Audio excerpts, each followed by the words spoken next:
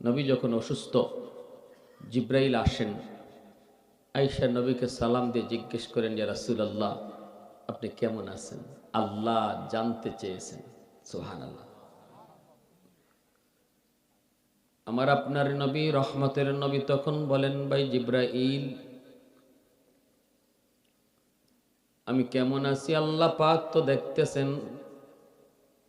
জিব্রাইল তখন কয়, নবী গো, আল্লাহ দেখতেছেন, সব আল্লাহ জানেন। এরপরও আমি জিব্রাইলকে পাঠাইছেন, জিব্রাইল যাও, যাই আমার বন্ধুকে বলো আমি আল্লাহ তারে জিজ্ঞেস করেছি। দ্বিতীয় দিন জিব্রাইল আসেন, ইয়া রাসূলুল্লাহ, ওগো নবীজি, আল্লাহ জানেন, এরপর আমাকে পাঠাইছেন আপনি কেমন আছেন এটা জানার জন্য। তৃতীয় দিন জিব্রাইল আসেন আজরাইল আলাইহিস সালামকে সাথে নিয়ে। মালাকুল মউত আজরাইল দরজার পাশে দাঁড়ানো। জিব্রাইল ভিতরে ঢুকলেন, নবীকে সালাম দিয়া বলেন, ইয়া রাসূলুল্লাহ, আপনার দরজার পাশে মালাকুল মউত আজরাইল দাঁড়ায় আছে, অনুমতি চাই গো নবী, যদি অনুমতি দেন তাহলে আজরাইল ভিতরে ঢুকবে। ওগো নবীজি, পৃথিবীতে এমন কোন ঘর নাই যেই ঘরে ঢুকতে আজরাইলের অনুমতি নিতে হয়। যত বড় প্রাসাদ, যত বড় ক্ষমতাসীন মানুষ, যে যত বড় পাওয়ার নিয়ে হোক, কারো ঘরে ঢুকতে মালাকুল মউত আজরাইলের কখনো অনুমতি নিতে হয় না। কিন্তু আপনার ঘরে অনুমতি ছাড়া আজরাইল ঢুকবে না, এটা আল্লাহর অর্ডার। সুবহানাল্লাহ। বুলেট প্রুফ জ্যাকেট বানাইতে পারে যুবক, বুলেট ফিরাইতে পারে, কিন্তু আজরাইল প্রুফ জ্যাকেট হয় না। বুলেট প্রুফ গাড়ি বানাইতে পারো, যেই গাড়িতে বুলেট ঢুকবে না, কিন্তু আজরাইল প্রুফ গাড়ি আসেনি। মায়ার নবী, দয়ার নবী বলেন, জিব্রাইল, আজরাইলকে ঢুকতে দাও। মালাকুল মউত আজরাইল ভিতরে ঢুকলেন, নবীকে সালাম জানায় বলতেছেন, ইয়া রাসূলুল্লাহ, ওগো নবীজি, আল্লাহ পাক আমাকে আদেশ করেছেন, আপনি যদি অনুমতি দেন তাহলে আপনার জান কবজ করব, আর যদি আপনি দুনিয়া থাকতে চান, যতদিন চান ততদিন আল্লাহ আপনাকে হায়াত বাড়ায়া দিবে। পৃথিবীতে এই অপশন নবী গো আপনি ছাড়া আল্লাহ আর কাউকে দেয় নাই। সুবহানাল্লাহ, জোরে কর। এই অপশন আল্লাহ পৃথিবীতে আপনি ছাড়া কাউকে দেয় নাই। ওগো নবীজি, আপনি যদি বলেন তাহলে জান কবজ করব, নতুবা আল্লাহ আমাকে রিটার্ন চলে যেতে বলেছে। তবে নবী গো, মালিক বলেছেন, আল্লাহ আপনার দিদারের বড় আকাঙ্ক্ষিত। যেই মাত্র জিব্রাইল আজরাইল কয়, নবী গো, আল্লাহ আপনার দিদারের অপেক্ষায় অপেক্ষিত, সাথে সাথে মায়ের নবী কয়, আজরাইল, দেরি করবি না, দেরি করবি না, আমাকে আমার মা সুখের সাথে মিলায় দাও। সুবহানাল্লাহ। আর একটু জোরে কন্যা সুবহানাল্লাহ। উলফত মে তেরি ওয়াইসিনে দন্দন কতুরা, উলফত মে তেরি ওয়াইসিনে দন্দন কতুরা, বু বকর উমর নকশে কদম তেরা ন ছুরা, আয় শাক নবী ওয়াকে আসরার মদিনা, सुल्तान का सुल्तान है सुल्तान मदीना, सरकार का सरकार है सरकार मदीना, गुलजार का गुलजार है गुलजार मदीना। আমার নবী, রহমতের নবী বলেন, ভাই আজরাইল, দেরি করবি না, তাড়াতাড়ি করে যান কবজের কাজ শুরু করে দাও। আজরাইল আলাইহিস সালাম মাত্র তার হাতখানা নবীজির বুকের উপরে রাখলেন। আল্লাহর নবী বলতেছেন, ভাই আজরাইল, এত কষ্ট কি রাখছো আমার বুকে? মনে হয় যেন উহুদ পাহাড়টা বুকে চাপ দিছো। মালাকুল মউত আজরাইল চোখের পানি ছেড়ে দিয়ে কয়, নবী গো, বিশ্বাস করেন কসম খোদার, আমি আজরাইল এত সহজে কারো জান কবজ করি নাই। আল্লাহ পাক বলেছে, আজরাইল, বিন্দু পরিমাণ আমার বন্ধুর যেন কষ্ট না হয়, যতটা সহজ ততটা সহজ আমার বন্ধুর সাথে করবা। মরণের কষ্ট 100 বার যদি একটা জীবিত উটের চামড়া সিলাইয়া, জীবিত উটের চামড়া সিলাইয়া আবার চামড়া লাগানো হয়, আবার চামড়া সিলানো হয়, আবার চামড়া লাগানো হয়, আবার চামড়া সিলানো হয়, মরণের কষ্ট এর চেয়ে আরো বেশি। এজন্য আল্লাহ পাক পবিত্র কোরআনে সূরাতুন নাজিয়ার মধ্যে বলেন, ওয়ান নাজিআতি গারকা ওয়ান নাশিতাতি নাশতা। আল্লাহ পাক দুই দল ফেরেশতার কসম এই আয়াতে, এই দুই আয়াতের মধ্যে করলেন। প্রথম দিকে আল্লাহ পাক যারা নাফরমান তাদের জান কবজের যারা করবে এই ফেরেশতাদের কসম খাইলেন।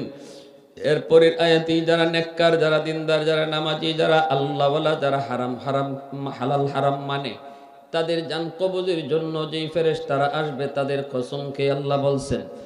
এজন্য জিব্রাইল আলাইহিস সালাম পাশে দাঁড়ানো, মালাকুল মউত আমার আপনার নবীর জান কবজের কাজ শুরু করলেন।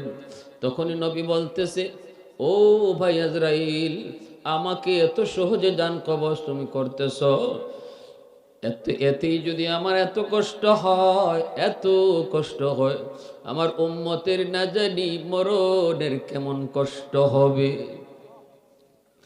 এ ভাই আজরাইল, উম্মতের কষ্ট আমাকে একা দিয়ে দাও, তবু আমার উম্মতের কষ্ট দিও না। সুবহানাল্লাহ, উম্মতের কষ্ট দিও না, কারণ আমি নবী চলে যাওয়ার পর আমার উম্মত গুলি তারা এতিম হয়ে যাবে, নবী হারায় তারা এমনিতেই দুর্বল থাকবে।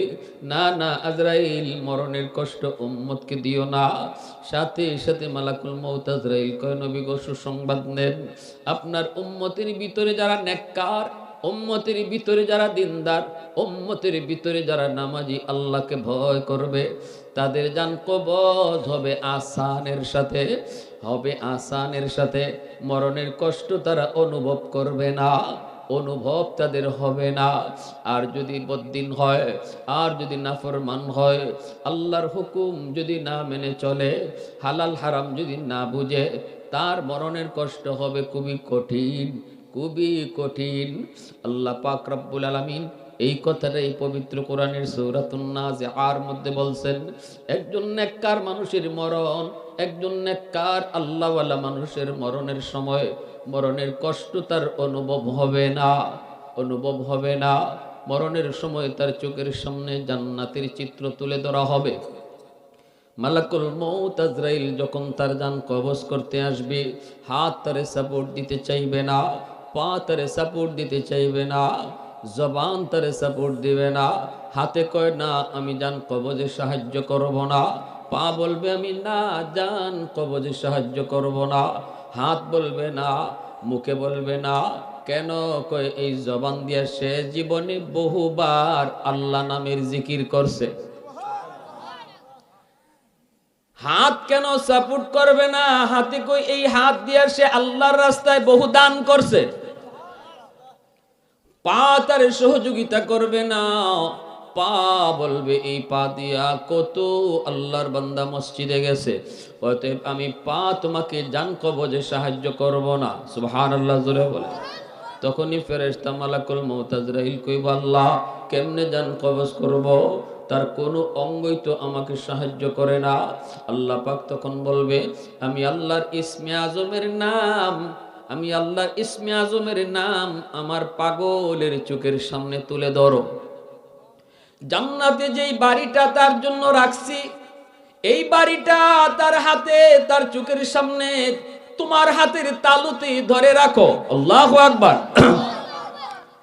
জান্নাতের বাড়ির চিত্রটা চোখের সামনে তুলে ধরো, ওই বাড়ির নাজ নিয়ামত আরাম আয়েশ দেখা মাত্রই তার বাড়ির দিকে নেশা পড়ে যাবে। বাড়ির চিত্রগুলি চোখের সামনে তুলে ধরবা, ভিডিওগুলি তারা দেখাইবা, কেমন তার বাগান হবে, কেমন তার ফলের বাগান, আপেলের বাগান, জান্নাতের চিত্রগুলি চোখের সামনে তুলে ধরবা। ওই যে লেকের পারের দৃশ্যটা দেখাইবা, ওই যে হুর, জান্নাতি হুর তার জন্য রেখে দিয়েছি, ওই হুরের চিত্র তার সামনে ভিডিও আকারে দেখাইবা। আমার বান্দা ভিডিও দেখার মধ্যে ব্যস্ত হয়ে যাবে, এই ফাঁকে দিয়া তার নেশা থাকবে জান্নাতের চিত্র। এই নেশায় থাকা অবস্থায় তার জান কবজ করে নিও, বিন্দু পরিমাণ খবরও পাবে না। একটু আওয়াজ দিয়া কন্যা সুবহানাল্লাহ, আরো জোরে সুবহানাল্লাহ। वहदत की हिफाजत नहीं बेक़ुव्वत बाजू,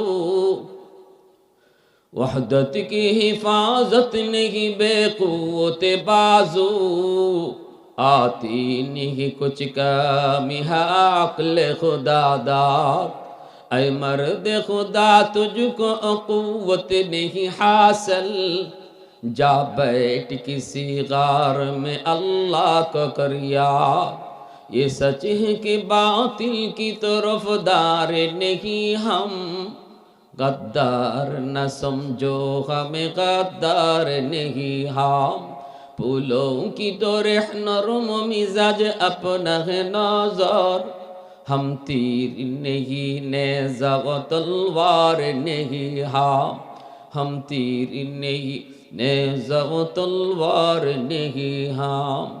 মুসলমানের আওয়াজ এখন আল্লাহু আকবার। মানুষকে যখন নেশার মধ্যে ফালানো হয়, এই অবস্থায় অনেক সময় কষ্ট লাগে না?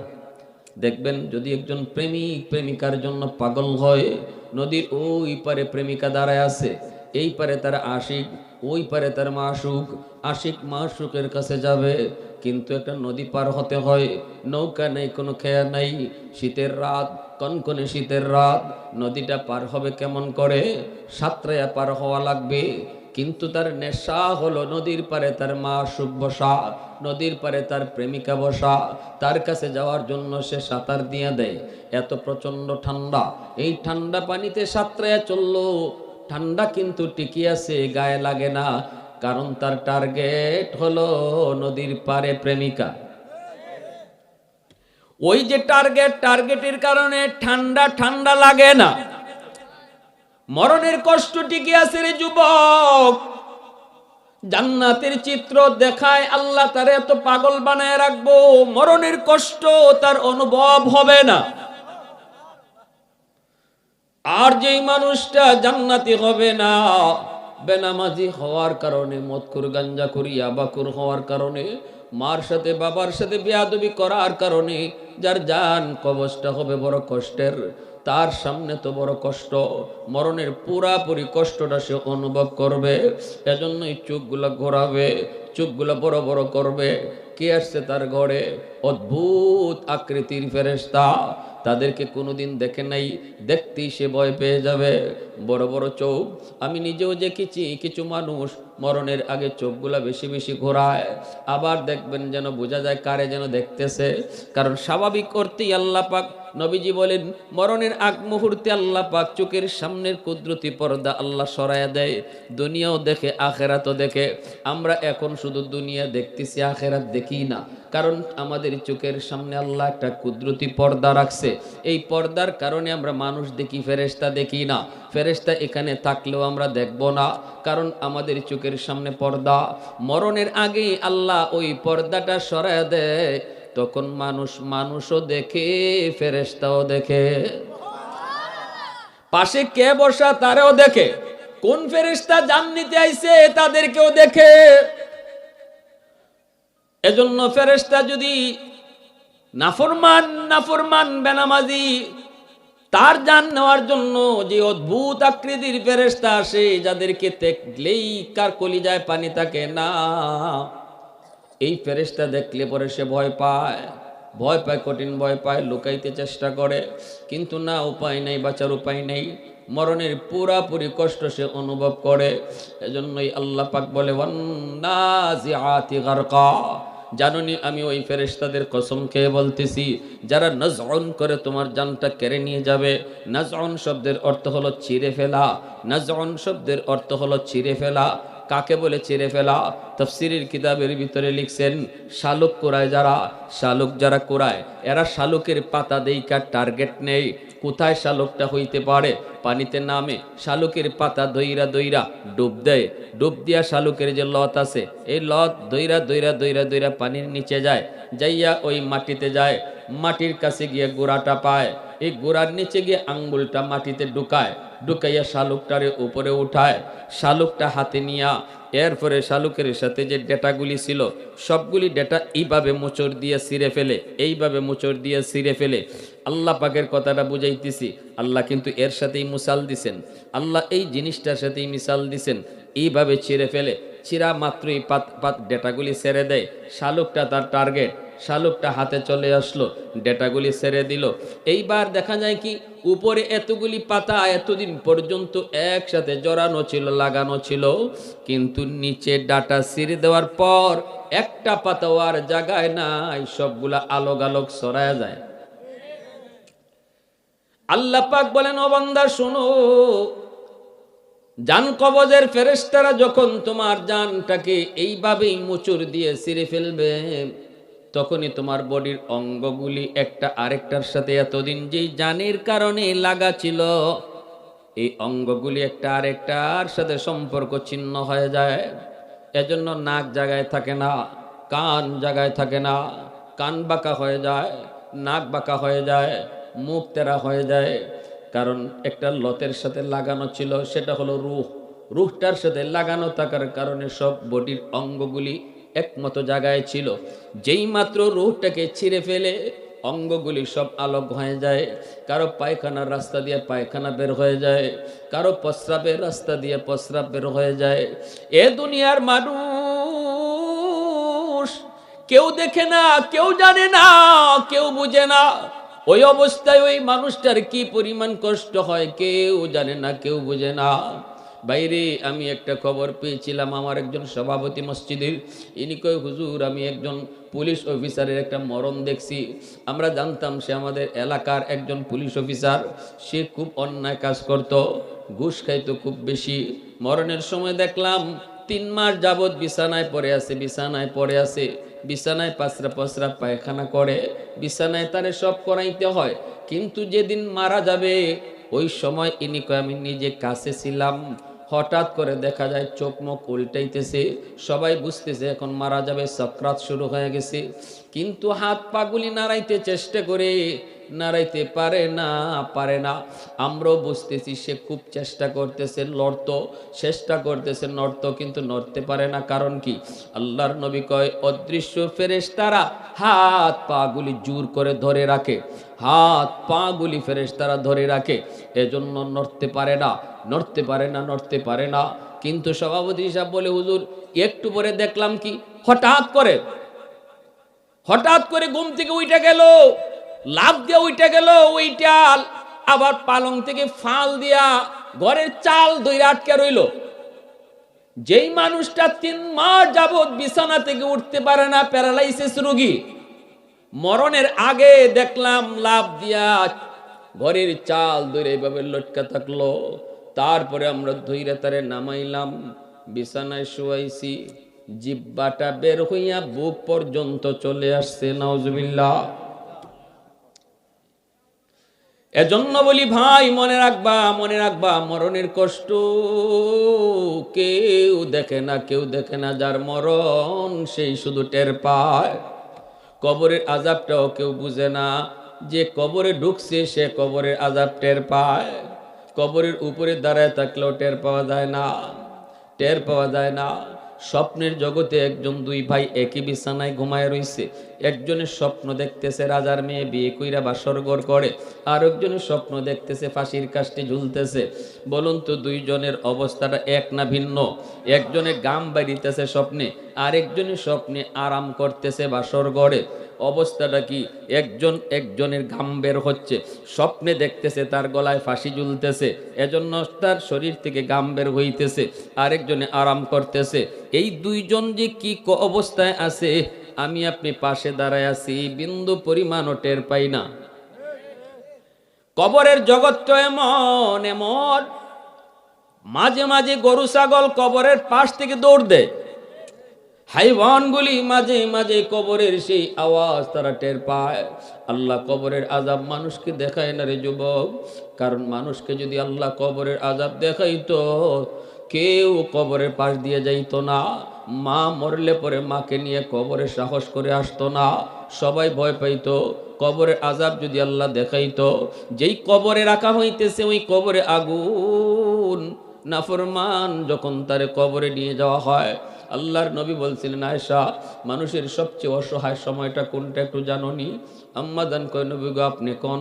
নবী কয়, মানুষের জীবনের সবচেয়ে বড় অসহায় সময়টা হলো যখন সে নিজের চোখে দেখে কবরে তার আগুন জ্বলে, আর সন্তানগুলা তারে দইরা কবরের দিকে নিয়ে যায়, তখন সে চিল্লায় আর কয়, বাবার আমারে কই নিয়ে যাও, কই তোমরা নিয়ে যাও, আমারে ওই কবরে রাইখো না, এই কবরে আমারে রাইখো না। কেউ শুনে না, কেউ শুনে না, কেউ শুনে না। আদরের বিবিটাও লাশটা রাতে ঘরে রাখতে রাজি হয় না, না না, কেউ তারে ঘরে রাখতে রাজি হয় না, ভয় পায়। অথচ সে কবরে যেতে চায় না, কারণ নিজের চোখে সে দেখতে পায় রূহটা বারবার শুধু ফিরে আসে, যাইতে চায় না কবরে। আল্লাহর নবী কই, এই সময়টাই হলো মানুষের জীবনের সবচেয়ে বড় অসহায় সময়। এত আদর কইরা, এত পয়সা দিয়া, সুদের টাকা দিয়ে, ঘুষের টাকা দিয়ে ঘর বানাইলাম, এত শখ করে যেই ঘরটা বানাইলাম, আজকে তোরা আমার একটা রাত এই ঘরে রাখলি না, একটা রাত আমার ওই ঘরে রাখতে দিলি না, ঘরের বাহিরে তোরা ফালায়া রাখলি।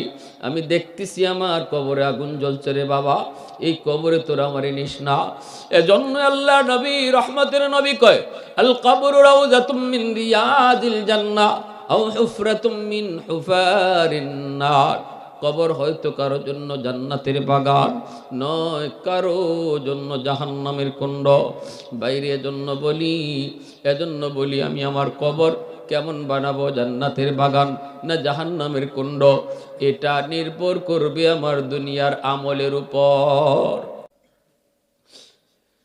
মদিনায় নবীজির পাশে এক যুবক আইছে, বনু তামিম গোত্রের এক যুবক, এসে বলতেছি, ইয়া রাসূলুল্লাহ, কান্না শুরু করছে নবীর সামনে এসে।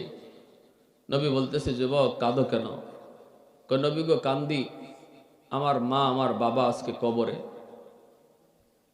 আমার আম্মা আমার আব্বা দুনিয়ায় থাকতে বড় অভাব ছিল আমাদের, এক বেলা খাইছে আর একবার খাই নাই, মা কত রাত যে না খায়া ঘুমাইছে হিসাব নাই, কিন্তু আল্লাহ আমাকে আজ অনেক পয়সার মালিক বানাইছে, আমি অনেক সম্পদের মালিক, কিন্তু এই সম্পদ দিয়ে কার খেদমত করব? মা তো কবরে শায়িত, বাবা তো কবরে শায়িত, খেদমত করব আমি কার? ওগো নবীজি, টাকার বিছানায় আমি ঘুমাইতে পারি, বালিশ বানাইতে পারি, টাকার অভাব তো আমার নাই, সময় মতো টাকা ধরা দিল না, এখন আমি কার খেদমত করব? ওগো নবীজি, জানতে চাই কবরে শায়িত আমার আম্মা আব্বার জন্য আমার কোনো খেদমত করার সুযোগ আসেনি? আল্লাহর নবী বলতেছেন, 5টা কাজ যদি তুমি করো তাহলে কবরে শুয়েও তোমার আম্মা আব্বা খেদমত পাইব। কয়টা কাম করলে জোরে বলেন, একটু আওয়াজ দিয়ে বলেন, কয়টা? মনে থাকবে তো ইনশাল্লাহ? 5টা কাজ যদি মনে লইয়া যান, তাহলে আজকে মাহফিলে আসাও সার্থক, মাহফিল বসাও সার্থক, মাহফিল শোনাটাও সার্থক। হাদিস থেকে বলতেছি, আমার নবী বলেন, 1 নম্বর যুবককে বলতেছেন, যুবক, আসসালাতু লাহুমা, মার জন্য বাবার জন্য বেশি বেশি দোয়া করবা, যেই দোয়াটা আল্লাহ কোরআনে শিখাইছেন, রব্বির হামহুমা কামা রাব্বায়ানি সগীরা, এই দোয়াটা বেশি বেশি করে বাপ মার জন্য করবা। 2 নম্বরে নবী কয়, ওয়াল ইস্তিগফারু লাহুমা, বাপ মার জন্য তুমি দান সদকা করবা, ওয়াজ মাহফিলের আয়োজন করো, আর যেভাবেই করো বাপ মার জন্য খরচ করবা। সাথে সাথে আল্লাহ মা বাবা কবরে এই খবরটা, এই খেদমতটা আল্লাহ পৌঁছায় দিবে। সুবহানাল্লাহ। জুনাইদ বাগদাদি বহুত বড় আল্লাহর কলি। স্বপ্নে দেখেন একজন মানুষ জাহান্নামী চেহারার হুজুরের কাছে আইসা কাঁদতেছে। জুনাইদ বাগদাদি বলেন, কে গো তুমি? কই হুজুর, আমি আপনার এলাকার একজন মানুষ। কান্দ কেন? কয় আমি জাহান্নামী, কবরে আযাব। তো আমি কি করব? কয় হুজুর, একটু উপকারের জন্য আসছি। আল্লাহ আমাকে জানাইছে দুনিয়াতে আমার কোনো সন্তান নাই, আছে মাত্র একটা মেয়ে সন্তান। আমার মেয়েটা যদি আমার জন্য দান সৎকা করে, আল্লাহর কাছে একটু দোয়া করে, এই দান সৎকার উসিলায় আল্লাহ আমারে মাফ করে দিবে। যদি আপনি আমার মেয়েটাকে এই খবরটা একটু দিতেন, তাহলে মেয়েটা যদি একটু সৎকা করত, আল্লাহর কাছে চাইতো, আল্লাহ আমার কবরের আযাব মাফ করে দিত। ঠিকানা লইয়া জুনাইদ বাগদাদি সকালবেলা বের হয়ে গেলেন, মানুষের কাছে জানতে চাইলেন মেয়েটার খবর। মানুষেরা কয়, হুজুর মেয়েটা তো ভালো না, চরিত্র খারাপ, ও তো নদীর ঘাটে গোসলে গেছে, আপনি কেন যাবেন? জুনাইদ বাগদাদি কয়, বাবা আমার যাওয়াই লাগবে, একটা জরুরি খবর। আল্লাহর ওলি গেলেন, মেয়েটা নদীর পাড়ে আসলো। আইসে কয়, হুজুর আপনি কি চান? জুনাইদ বাগদাদি কয়, মা তোমার বাবার খবর নিয়ে এসেছি। কিসের খবর? বাবা তো আরো বহু আগেই মারা গেছে। জুনাইদ বাগদাদি কয়, মা ওই মৃত বাবার খবর নিয়ে এসেছি। তোমার বাবা কবরের ভিতরে আযাব, বহু আযাব। স্বপ্ন যুগে আল্লাহ আমাকে দেখাইছেন, সে বড় কষ্টে আছে। আল্লাহ তারে জানাইছেন, তুমি যদি তার জন্য একটু দান সৎকা করো, আল্লাহ এই উসিলায় তোমার বাবার কবরের আযাব আল্লাহ মাফ করে দিবেন। সন্তান যদি নেককার হয়, সন্তান যদি দিনদার হয়, সন্তান যদি আল্লাহওয়ালা হয়, সন্তান যদি নামাজি হয়, এই সন্তানের নেক আমলের উসিলায় আল্লাহ মা বাবার কবরের আযাব মাফ করে। সন্তান যদি দিনদার হয়, নামাজি হয়, তাহলে সন্তানের আমলের দ্বারা বাপমার কবরের আযাব আল্লাহ মাফ করে। আর সন্তান যদি বেনামাজি হয়, সন্তান যদি মদকুর হয়, সন্তান যদি গাঞ্জাকুর হয়, সন্তান যদি এরকম ভাবে নাফরমান হয়, তাহলে এই সন্তানের বদ কাজের জন্য মা বাবাও কবরে কষ্ট পায়। এজন্য আমার সন্তান কেমন বানাবো সিদ্ধান্ত নিতে হবে মা, সিদ্ধান্ত নিতে হবে বাবা। আমার কবরের পাশ দিয়া সন্তান গান গেয়ে গেয়ে যাবে, নাকি আমার সন্তান কবরের পাশে গিয়া কোরআন তেলাওয়াত করবে, এই সিদ্ধান্ত নিবে মা, সিদ্ধান্ত নিবে বাবা। শিশুকালে তারে মাদ্রাসায় পড়াও, শিশুকালে তারে কোরআন শিখাও, শিশুকালে তারে ইয়াসিন শিখাও, তাহলে সন্তান কবরের পাশে গান গাবে না, গান গাবে না, কবর দেখলে পরে ইয়াসিন পড়বে। ঠিক কিনা? মেয়েটা জুনাইদ বাগদাদির কথা শুনে মস্কারি করলো, কারণ গুনাহ করে করে কলিজা পাথর। কয়, আমার বাবা মারা গেছে কত আগে, এতদিনে কবরে ফচ্চা গল্লে শেষ, আবার বাবার খবর লই আইছেন আপনি। আমি চলতাম পারি না, টাকা নাই পয়সা নাই, গান গুন গাইয়া মানুষের মন জয় করে টাকা পয়সা নিয়ে চলি, এখান থেকে আবার দান করবো কি?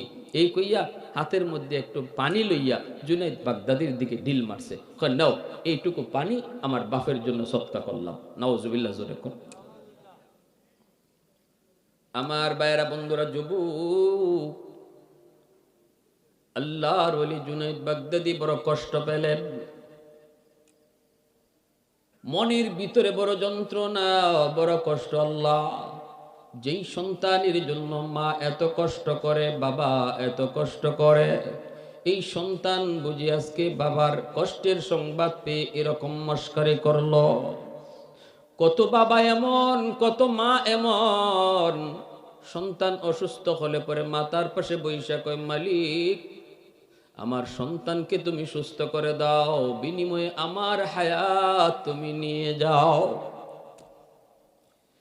আজকে ওই সন্তান বাবার জন্য এমন একটা আচরণ করলো। আল্লাহর ওলি জুনাইদ বাগদাদি মনের ভিতরে কষ্ট নিয়ে তিনি বাড়ির দিকে ফিরত যান। রাতের বেলা ঘুমান, স্বপ্নে দেখেন ওই মানুষটাই জান্নাতি চেহারার, হাসি খুশি চেহারার সামনে এসে হাজির। জুনাইদ বাগদাদি বলতেছে, ভাই আপনার গতকাল চেহারা ছিল জাহান্নামী চেহারা, আজকে তো দেখি জান্নাতি মানুষের চেহারা, কেমনে পরিবর্তন হলো? লোকটায় হাসতেছে, আনন্দ করে।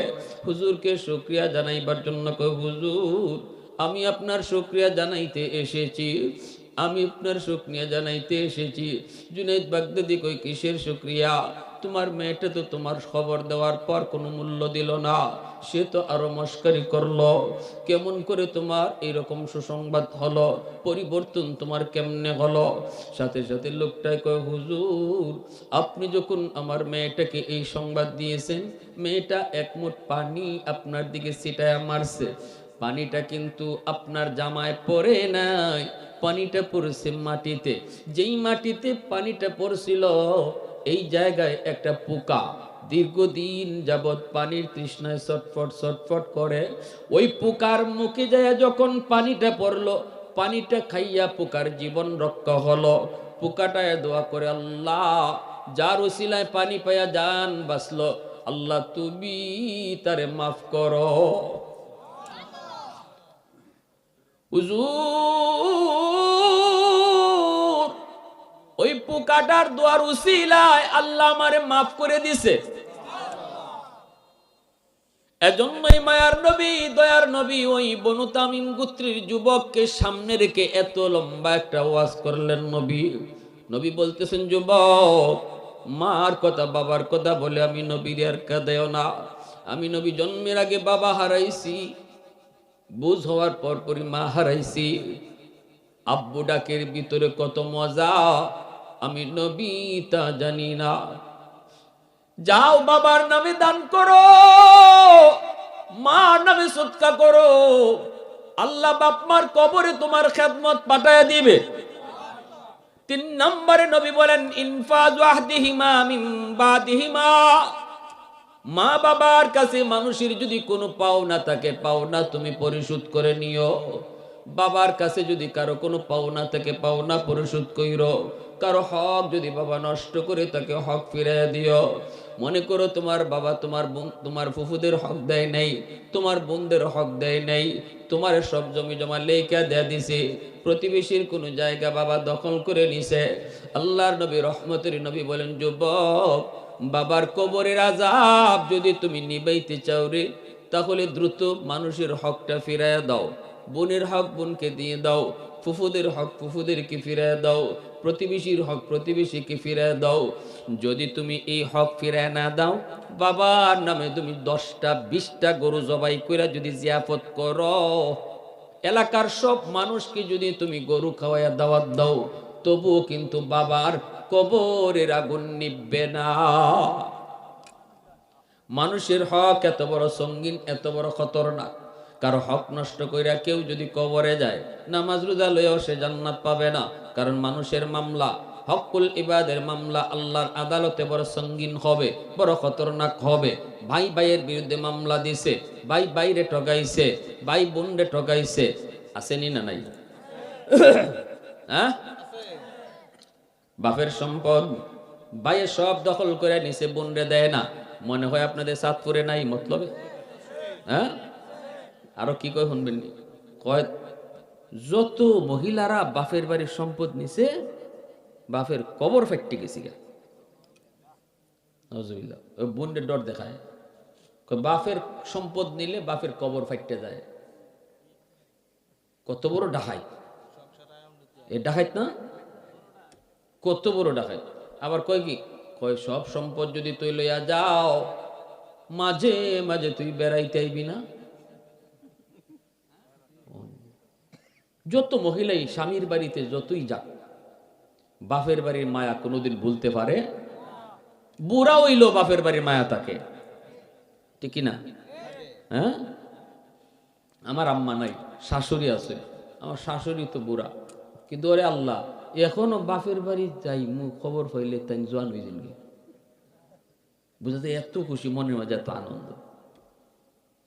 যেই মাত্র বাইয়ে কয় তুই যে বাপের বাড়ির সব সম্পদ নিবে কস, যে তোর যদ্দুর বাঘ আছে অদ্দুর নিয়ে যাবে পুরাটাই, তুই বেড়াইতে আইবি না? বোনরাই কথা শোনা মাত্রই কয়, না ভাই আমার সম্পদ লাগতো না, তুমি খাও, মাঝে মাঝে বছরে একবার আইন। কারণ বাপের বাড়ি মায়া তো বলতে পারতো না, বাইরে তুমি ভুললো না বছরে একবার দাওয়াত দিও, একবার দিল ভাইয়া, ভাইয়া একবার দাওয়াত দিও অন্তত বছরে। আহা কত বড় ডাকায়। আচ্ছা কিন্তু কেউ কারো বাড়ি বেড়াইতে গেলে আগে জমি রাখন লাগে।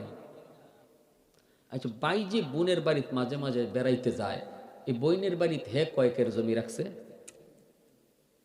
আমরা বিভিন্ন জায়গায় বেড়াইতে যাই, জমি রাখি আগে, যে তোমার বাড়িতে আজকে বেড়াইতে আসমু, নেও একের জমি রাখো আগে। কিয়ামতের মাঠে আল্লাহ সারাইব। এই সমস্ত মামলা লইয়া যে ভাই আল্লাহর আদালতে উঠবো, খবর আছে হজ যে কই যাইব, উমরা যে খবরই পাইতেন না, উমরা হজের বছরে বছরে উমরার কোনো খবরই পাওয়া যাইত না। এগুলা আল্লাহ খবর রাখো, তোমার উমরা এখানে, হজ এখানে রাখো, মিয়া লাখ টাকা খরচ করছো, মসজিদে দান করছো, এগুলো সব এখানে রাখো, মামলা এটা ডিসমিস করো, এই মামলাকে ডিসমিস করো। ওই দেখো বোন খারাই দিছে, ওই দেখো বউ খারাই দিছে, বউর মামলা কিতা আবার কয় মোহরের টাকা দিসলাই না, 1 লাখ টাকা দেওয়ার ক্ষমতা নাই, মোহর লেখাইছে 4 লাখ। কিরে তুই মোহর 4 লাখ লেখাইলে, 1 লাখ দেওয়ার ক্ষমতা নাই, 4 লাখ কেন লেখাইলে? কয় এটা দেওয়ান লাগে না, কাগজে লেখাইলেই চলে। আচ্ছা মোহরের টাকা কি গো মতলবের যুবকরা, মোহরের টাকা দেওয়ান লাগে না কাগজে লেখলেই চলে? সবাই জানো তো? হ্যাঁ, মোহর দেওয়ান লাগে না লেখলেই চলে? কিছু কিছু যুবক আছে চালাক্য যুবক, কইব হুজুর ইটা বুঝ আছে, আমরা বাসর করে হামা কইব মাপ দেও নিলে ঢুকতাম না। বাসর গরু ঢুকিয়া বউরে কেজাত ফালাইয়া, মানকে কেজাত ফালাইয়া যদি কও মাফ করো নাইলে আইতাম না, বউ তো তখন মাপ দিবই। বেচারি বিয়া হয়ে গেছি, সব হয়ে গেছি, এই অবস্থায় কয় ফালঙ্গ উঠতো না, হে ফালঙ্গের নিচে বই দিছে। বেটি ডাকে, মা কি হইলো, বিয়া হইলো, আও না, কয় কেমনে আইতাম, 4 লাখ দিতামও পারতাম না, আইতাম না। ফরসেলে বিপদ, কয় জামাই গো 4 লাখ না 10 লাখ হইলো সব মাফ। আইও এটা মাফ হয় না, ভালো করে বুঝছো, এটা মাফ, জোরে কও মাফ।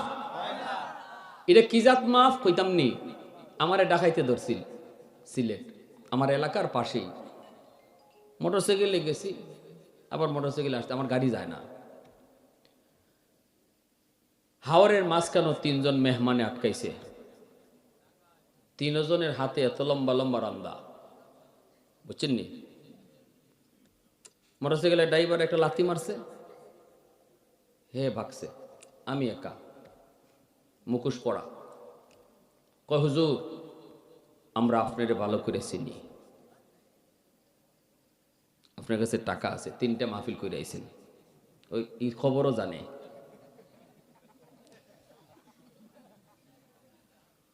হুজুর আমরা আপনার গায়ে টাচ করবো না, টাকাটা দিয়া দেন। আমি বললাম ঠিক আছে, কোনো অসুবিধা নেই। এই সমস্ত চকচক করতেছে রান্দা দেখলে পরে কি আর হুশ আছে? পকেটে যা আছে, তোর জীবন বড় না টাকা বড়? জীবন বড়, ঠিক না? টাকা দিয়ে দিলাম, হেরাতে দিয়েছে, আমার শরীরে টাচ করছে না। কারণ আমরা আপনার চেকও করতাম না, ধর্মও না, কারণ এলাকার ডাকাই তো চিনে, ধর্মও না, দিলাম, দিয়া দিছি। দিয়া দেওয়ার পরে আমার কি কয় শুনে, আমার কয় হুজুর বদুয়া দিয়েন না। এর কথাটা এখন আমার কানে বাজে, হুজুর বদুয়া দিয়েন না। কি কোন ভাই, দোয়া বদুয়া সাইয়া নেবেন, সে দোয়া বদুয়ার সম্পর্ক দিলের সাথে। আমি যে হেরে কইছি, না না না ভাই কি কোন, আপনার বদুয়া দিব না, আপনাদের জন্য দোয়া দোয়া। এই যে দোয়া কইরে দিলাম, এটা কি দোয়া হইছে? দোয়া বদুয়ার সম্পর্ক মুখের সাথেও না, আতের সাথেও না, দিলের সাথে। ভালো করে বুঝবেন। ইমাম সাহেবের কাছ থেকে ওই যে দোয়া নেওয়ার তরিকা, এটা হুজুর একটু দোয়া করেন, হুজুর আমার লাগে একটু দোয়া করেন, কইতে পারেন, আপনারা করেন, কিন্তু এটা মূল দোয়া না। মূল তো হইল ইমাম সাহেবের সাথে আমি এমন আচরণ করব, এমন চলা চলবো, এমনভাবে শ্রদ্ধা করব, এমন মায়া করব, ও দিল থেকেই দোয়া চলে আসবে। মা বাবা তাদের সাথে আমার আচরণ এমন হবে যে মা বাবার সবসময় দিল থেকে দোয়া থাকবে, ঠিক কিনা? তো বাসর ঘরে যে সমস্ত পুরুষ, যে সমস্ত ছেলেরা, যে সমস্ত বররা, যে সমস্ত জামাইরা এই চালাকি করতেছো, হাসরের মাঠে বউয়ে চালাকি ছাড়াইব। বউয়ে কইব স্বামী মোহরের টাকা দাও, তখন কইব কি তুমি না মাফ করছিলা? এটা কি জাত মাফ বুঝো না, এটা কি জাত মাফ বুঝো না, তুমি আমার যে কে যায় ফেলাইছিলা, ওই সময় মাফ না কইলে কি আর তুমি আইতায় খাটের উপরে? তো আল্লাহ পাক রব্বুল আলামিনের কাছে ওই সময় কইব বিবি গো, ও বিবি আমি তো পয়সা আনি নাই, টাকা আনি নাই, কেমনে দিমু? বিবি কইব হাসরের মাঠে টাকা পয়সা চলে না, টাকা পয়সা লাগেও না। দুনিয়াতেই এক জায়গার টাকা আরেক জায়গায় চলে না। আল্লাহ এমন নমুনা দুনিয়াতেও রাখছেনি না রাখছে না? বাংলাদেশের টাকা ভারতে চলে না, ভারতের টাকা পাকিস্তানে চলে না, পাকিস্তানের টাকা সৌদি চলে না, রিয়াল ডলারের জায়গায় চলে না, ডলার রিয়ালের জায়গায় চলে না। কিয়ামতের ময়দানে আল্লাহ পাক রব্বুল আলামিন সেখানেও তিনি দুনিয়ার কোনো টাকা পয়সা ডলার পাউন্ড চলবে না, চালাবেও না, চলবে শুধু নেক আমল। বিবি বলবে স্বামী গো, বছরে বছরে যে উমরা করছো, এই উমরাগুলির সব আমারে দাও। ও স্বামী, লক্ষ লক্ষ টাকা মসজিদ মাদ্রাসায় দান করেছ, দানের সওয়াবগুলি আমাকে দাও। এইভাবে সব পাওনাদার তার নেকিগুলা নিয়ে যাবে। ভাইরা বন্ধুরা, জন্য আল্লাহর নবী রহমতের নবী ওই যুবককে বলতেছেন, যুবক তোমরা যারা বাপ মার কবরে খেদমত পৌঁছাইতে চাও, বাপ মার কাছে তোমরা সওয়াব পাঠাইতে চাও, যারা বাবা দরদি মা দরদি, বাপ মার জন্য কিছু করতে চাও, 3 নাম্বার দায়িত্ব হলো মা বাবার কাছে যদি কোনো পাওনা থাকে কোনো মানুষের, তুমি সন্তান হিসাবে সবার আগে পাওনা পরিশোধ করো। এই পাওনা পরিশোধ না কইরা জিয়াফত কইরো না। কষ্ট পাইতেছেন? হ্যাঁ, যে আমরা চলতেছি সারা জীবন একরকম, হুজুর আইয়া ওয়াজ শুরু করলো কি? কিছু মানুষ আছে আমাদের সমাজে মরা বাড়ি খাইবার লাগি পাগল। এ ভাই, মরা বাড়ি যে খায় এর দিল মইরা যায়। মাসালা, মরা বাড়িতে খাইয়েন না। মরা বাড়ির মানুষের উপরে চাপ সৃষ্টি করে কিছু মানুষের কিতাব, ইয়া আল্লাহ তোর বাপ অতদিন হইলো মরে গেছি, এখনো খাওয়াইলি না। এবারটা শরমে ফিরে যায়, লজ্জাত ফিরে যায়, ঠিক না? অথচ মরা বাড়ির একজন মানুষ যদি খানা দেয়, তো এই খানাটা একদম ফকির মিসকিন অসহায় যারা, এরাই খাইতো। চেয়ারম্যানে না, মেম্বারে না, পয়সাওয়ালায় না, টেকাওয়ালায় না, এটা ফকিরের খাওয়ান, এটা মিসকিনের খাওয়ান। যদি মেম্বারে খাওয়ান লাগে, ফকিরের টেকা দেখাইতে হইব, বিল দিতে হবে, খাওয়ানের বিল। আর এই বিলটা পাইব কেডায়? ওই যে ভিক্ষা করে হে, ওই ভিক্ষুকে কইব তুই আমার খাওয়ান খাইয়া গেলে কে, আমার খাওয়ানের টাকার বিল দে। চেয়ারম্যানে বিল দিয়াই তুইব। এটা হলো শরীয়তের মাসলা। এখন আপনারা মানেন না মানেন সেটা আপনাদের ব্যাপার, মাসলা খাওয়া আমরার কাম। বুঝে আসছে? এজন্য আল্লাহর নবী রহমতের নবী বলেন, যুবক 3 নাম্বার হলো বাপ মার কোনো পাওনা থাকলে পাওনা পরিশোধ করো। হাদিস থেকে বলতেছি, কথাগুলো মনে রাখবেন, যেহেতু মোর দেগানের উদ্দেশ্য আজকের মাহফিল। করণীয় কি আমাদের? 4 নম্বরে আল্লাহ নবী বলেন, যুবক সিলাতুর রাহমিল্লাতি লা তুসালু ইল্লা বিহিমা।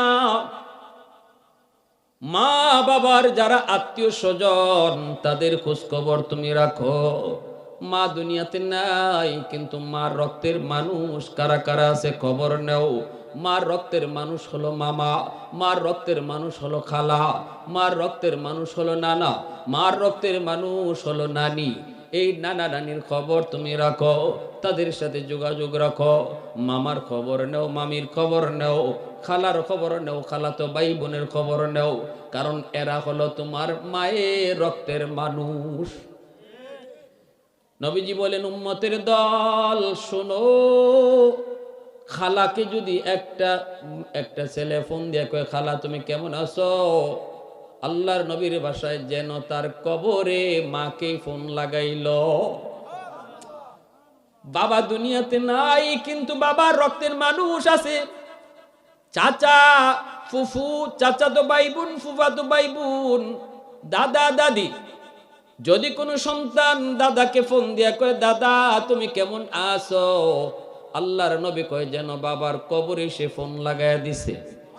চাচাকে যদি ফোন দিয়া কেউ কয় চাচা তুমি কেমন আছো, নবীজি বলেন যেন চাচা না কবরে বাবারই জিগাইতেছে আব্বা তুমি কবরে কেমন আছো। সুবহানাল্লাহ, জোরে কোন। কিন্তু আজকে আমরা দেখি নিজে যদি একটু পয়সাওয়ালা হয়ে যায়, কিন্তু রক্তের মানুষের খবর নেয় না, পরিচয় দিতে চায় না। চাচাতো ভাই যদি গরিব হয়, চাচাতো ভাইয়ের খবর নিতে চায় না, পরিচয় দিতে চায় না। অথচ লক্ষ টাকা অন্য জায়গায় খরচ করলেও বাবার আত্মা এত খুশি হবে না। বাবার রক্তের মানুষের খবর তুমি যদি রাখো, এর চেয়ে বেশি খুশি হয়। 5 নম্বরে আল্লাহর নবী বলেন ইকরামু সাদিকিহিমা মিন বাদিহিমা। নবীজি বলেন যুবক 5 নম্বর আমলটা শোনো। নবী কয় যখনই তুমি মা হারাইবা, যখনই তুমি বাবাকে হারাইবা, এইবার বাপ মার কথা ইয়াদ করে তুমি বাপ মার কবরে কিছু পাঠাইতে চাও, তাড়াতাড়ি করে দেখো বাবার বন্ধু বান্ধব কারা দুনিয়াতে আছে, মার বান্ধবী কারা আছে। যদি বাবার বন্ধু বান্ধব তুমি কাউকে পাও, বাবার মতো শ্রদ্ধা কইর, বাবার মতো শ্রদ্ধা কইর, বাবার মতো শ্রদ্ধা কইর। 1 কাপ চা খাওয়াও, একটা পান খাওয়াও, 500 টাকা হাদিয়া দাও।